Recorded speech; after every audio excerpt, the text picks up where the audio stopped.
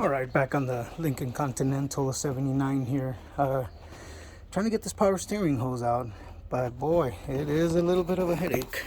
Let me show you what I'm talking about. Let me get the slide on. So here's what's going on.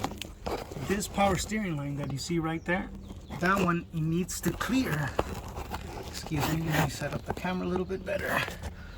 That needs to clear from right there in the control arm, from the lower control arm. There's a loop. If you see that loop, that's what's not letting it come out. So you have to lift the vehicle up so the lower control arm can lower down, and then you're able to squeeze it through here. Let me show you what I'm talking about. Bear with me. Let me set this up so you guys can see. So here's what I mean.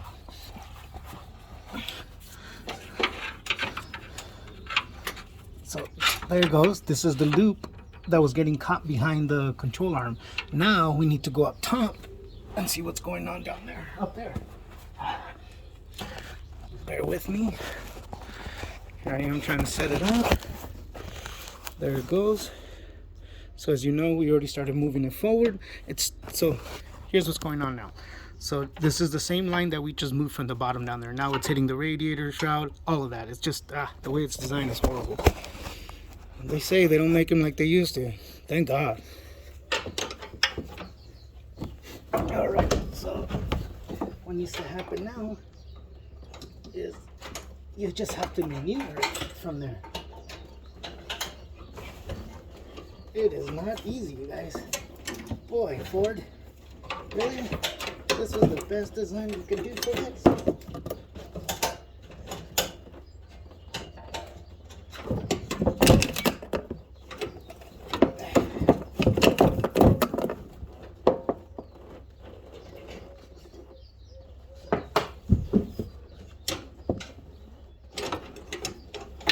There it goes. Man, I cannot get, let me show you. Whew. I cannot get that hook that you see way down in there. You see that little hook? This one right here. I cannot get that hook to release from the exhaust system. That's really, like really close. Right down there, as you can see, I'm spilling all over the exhaust and the catalytic converter. Yeah, this thing's got catalytic converters. Kind of sucks. Defeats the purpose of having an older vehicle, but again, not my choice. I'll go ahead and get the rest of it out.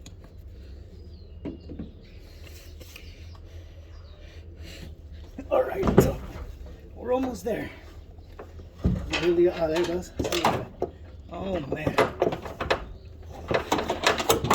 there it is. It's out. Just letting it drain a little bit down there. So that way, there's a line, as you can see. Look at this longer than heck line that ends up wrapping around. Right now I'm just letting it drain down there on the pan. But come on, really? Couldn't you just have ran it from here, alongside here, ran it down or ran it over and then put it right here? Really? You had to do all that? Talk about over-engineering, man. Anyways, let me get back to it. I'm gonna get this other, well, both lines are already off. So I got the other line off, the one that goes over there. That's a smaller one. Let me show you which one I'm talking about.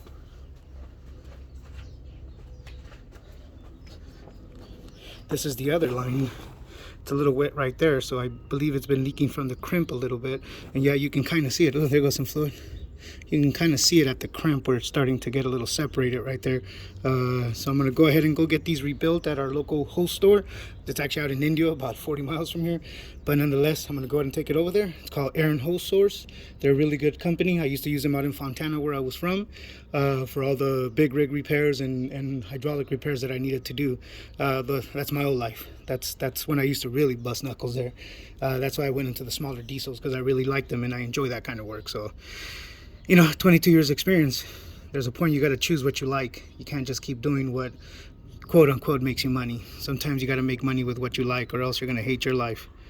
Sorry, trying to drain this hose because I'm going to get it all over everything. All right, let me go ahead and get this over to the Aaron Hose Source. I'll show you guys where it's at. I'll show you when I get there. All right, see you in a bit.